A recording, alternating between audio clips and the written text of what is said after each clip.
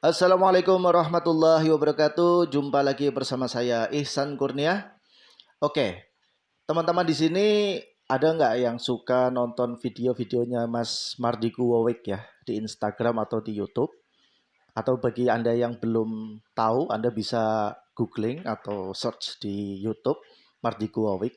Beliau banyak memberikan video-video yang isinya pencerahan lah ya, pemikiran yang out of the box ya tentang bagaimana dunia bekerja, bagaimana seharusnya Indonesia itu menjadi negara yang kuat, yang luar biasa ya di tengah-tengah kompetisi negara-negara di dunia ya.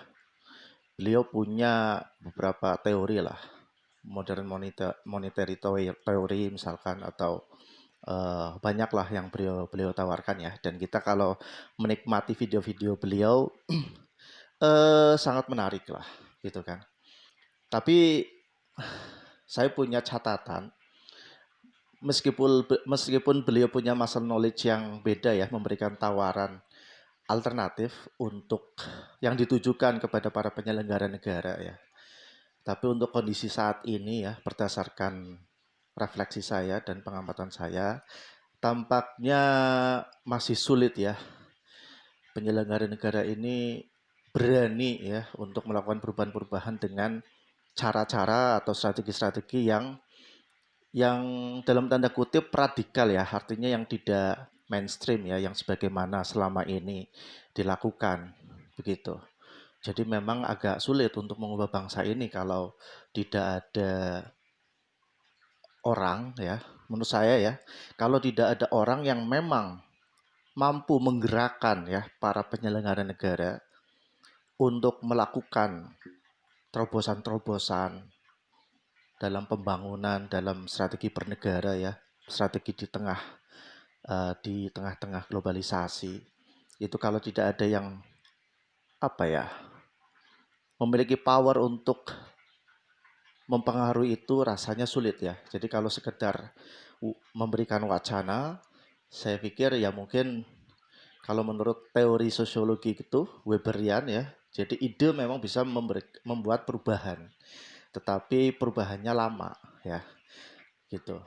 Nah, bagaimana bisa mempercepat perubahan ya dengan cara hardware ya. Kalau startingnya dari software, dari ide, gagasan itu biasanya lama. Tapi kalau kita langsung sediakan hardware-nya itu biasanya relatif lebih cepat ya untuk membuat perubahan, gitu kan.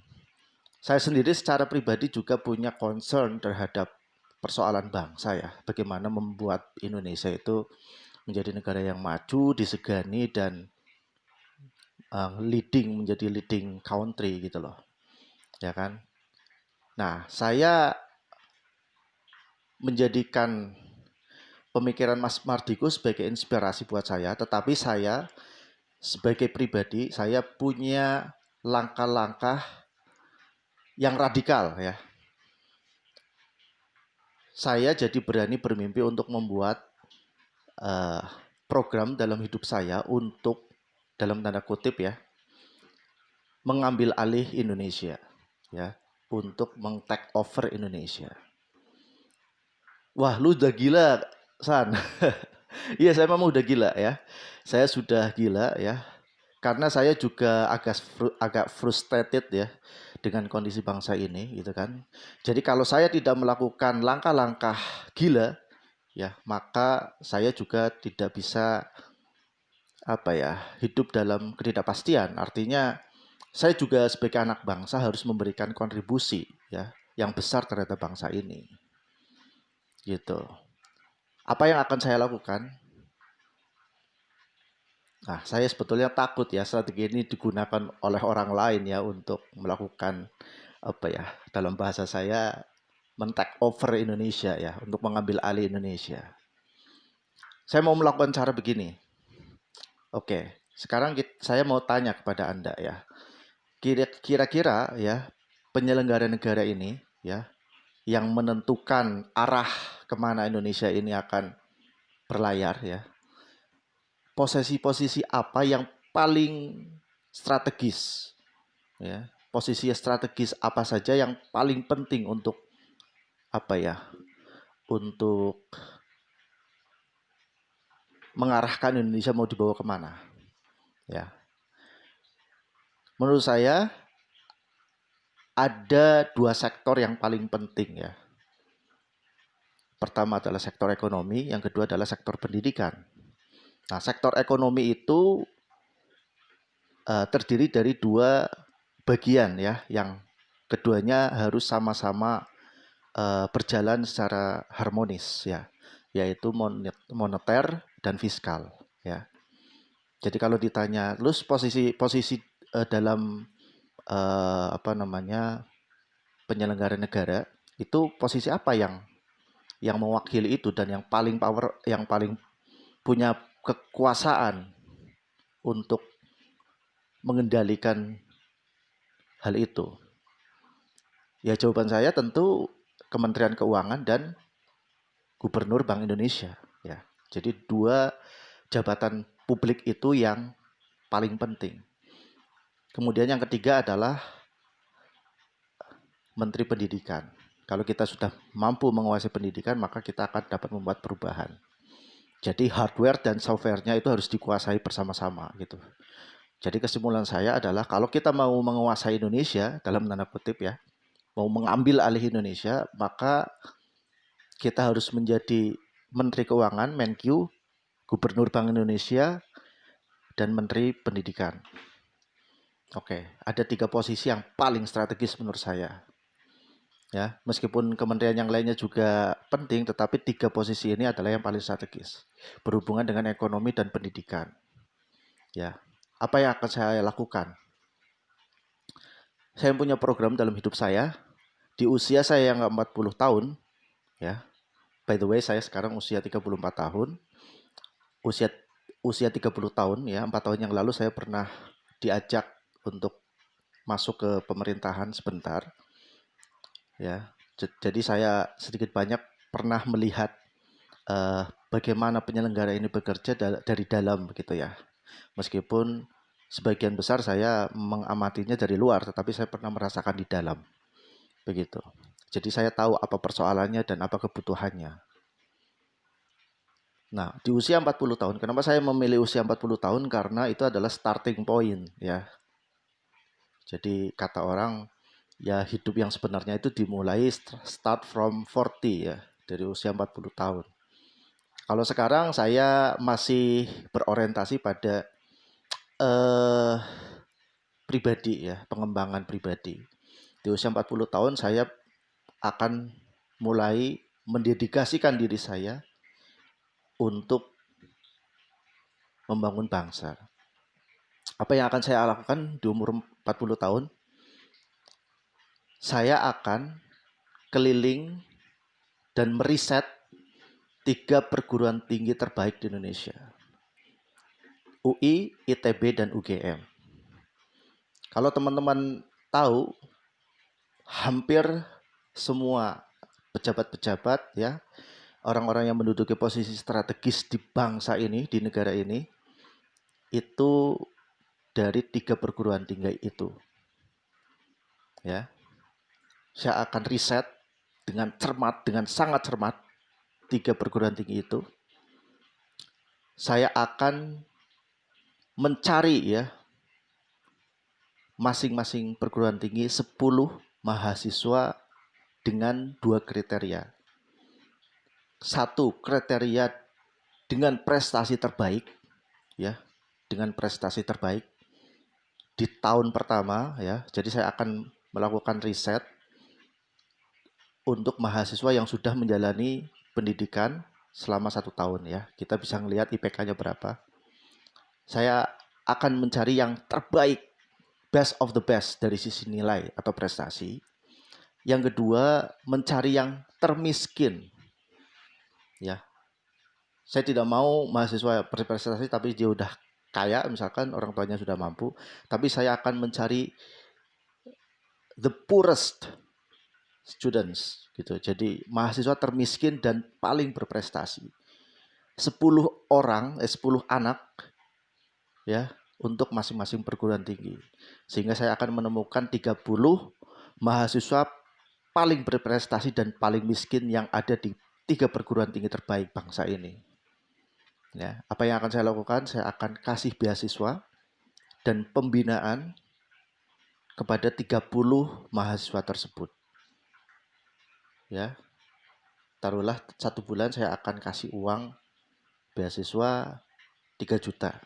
Ya, 3 juta berarti saya butuh uang 90 juta per bulan ya untuk memberikan beasiswa kepada 30 mahasiswa terbaik itu.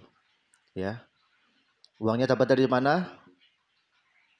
Bismillah, sebagian saya keluarkan dari kantong saya sendiri, sebagian saya akan minta ke teman-teman saya, relasi saya untuk membantu saya dengan visi saya. Ya. Saya akan berikan beasiswa secara pribadi kepada 30 mahasiswa terbaik itu selama 4 tahun sampai mereka lulus. Yang kedua, saya akan membina mereka, ya, saya akan berikan fasilitas dan bimbingan agar mereka menjadi top leaders di kemudian hari. Ya, saya akan ikutkan mereka di organisasi, pilih organisasi terbaik di kampus, ya, aktif sebagai leader, ya, kemudian berprestasi dan dalam tanda kutip mempesona. Artinya mereka harus punya pesona, punya karisma yang memungkinkan banyak followers, ya. Jadi nanti memang benar-benar menjadi anak-anak, menjadi tokoh-tokoh generasi mendatang yang memiliki kapasitas, ya. Kapasitas kognitif, leadership, dan kapasitas sosial, ya, populer. Sehingga mereka memang layak untuk menjadi pemimpin, begitu. 30 mahasiswa itu dari fakultas mana saja? Nah, itu pertanyaan menarik. Saya akan cari dari 3 fakultas. 1 fakultas ekonomi, 2 fakultas teknik, 3 fakultas hukum. Oke. Dari 30 mahasiswa itu nanti kita akan dorong, ya, mereka saling berkompetisi, ya. 3 orang menjadi menteri, 3 orang menjadi anggota legislatif, dan 3 orang menjadi pengusaha atau entrepreneur. 3 orang menjadi menteri atau pejabat setingkat menteri, ya, yaitu Menteri Keuangan, kemudian Gubernur Bank Indonesia, dan Menteri Pendidikan. Kemudian 3 orang harus menjadi anggota legislatif dari partai penguasa atau partai besar lah yang punya pengaruh. Dan 3 orang lainnya menjadi entrepreneur sukses. Kita akan bina mereka. Ya, dan sisanya mungkin bisa menjadi tokoh-tokoh atau leader-leader di kampus mereka masing-masing. Ya, sebagai jaga gawang untuk melakukan kaderisasi pemimpin-pemimpin bangsa selanjutnya. Begitu. Dengan begitu saya bisa men-take over Indonesia. Saya bisa meminta mereka, ya, untuk membangun Indonesia menjadi negara yang maju.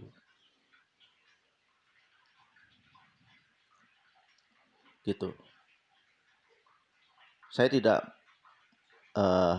berpretensi untuk kepentingan pribadi, karena kalau saya sudah bisa melakukan itu maka saya sudah tidak penting lagi untuk urusan pribadi saya. Tapi kontrak saya dengan mereka adalah 1, mereka harus berbuat sesuatu untuk melakukan perubahan terhadap bangsa ini menjadi lebih baik. Kemudian yang kedua, harus tetap mempertahankan NKRI, ya, dan berani melakukan kebijakan-kebijakan yang berorientasikan kepentingan dalam negeri, ya. Jadi yang asing-asing itu harus berani dilawan. Ya, karena kalau kondisinya seperti sekarang ini itu susah gitu kan. Kalau Menteri Keuangan misalkan terlalu ketergantungan dengan lembaga moneter internasional, misalkan lembaga keuangan internasional, ya susah gitu. Tapi kalau kita mampu punya keberanian untuk membangun di atas kaki sendiri, maka kita akan menjadi bangsa yang besar. Jadi saya akan melakukan itu, ya, tidak hanya sekedar wacana, ya, tapi itu akan menjadi bagian dari program hidup saya agar saya dalam tanda kutip bisa men-take over Indonesia melalui generasi-generasi calon pemimpin bangsa terbaik yang saya bantu mereka, ya, yang saya bantu mereka untuk menjadi tokoh-tokoh yang sukses. Jadi Mas Mardigu, ya, terima kasih Anda sudah memberikan pencerahan dan memberikan apa ya, introduction ya kepada masyarakat Indonesia, tetapi kita harus memiliki langkah-langkah strategis yang konkret yang memang ya bisa melakukan perubahan secara fundamental karena ya memang faktanya kita butuh mengintervensi begitu ya, tapi tentu saja intervensi yang baik ya untuk kebaikan bangsa ini, tidak untuk kepentingan diri sendiri, untuk membangun oligarki sendiri, tetapi untuk bangsa ini melalui proses yang demokrasi. Tetapi kita harus persiapkan kader-kader terbaik kita yang memang kita siapkan untuk berani ya melakukan terobosan-terobosan. Kontrak mereka tidak dengan saya secara pribadi, tapi kontrak mereka adalah dengan bangsa ini. Ya, saya akan membiayai, membantu mereka, memberikan beasiswa kepada mereka untuk berkontribusi terhadap bangsa, berjihad menjadi penyelenggara negara yang amanah, yang bersih, yang punya leadership yang kuat untuk melakukan perubahan terhadap bangsa ini. Itu mimpi saya. Mudah-mudahan bisa terlaksana. Mohon doa dan bantuan. Terima kasih. Assalamualaikum warahmatullahi wabarakatuh.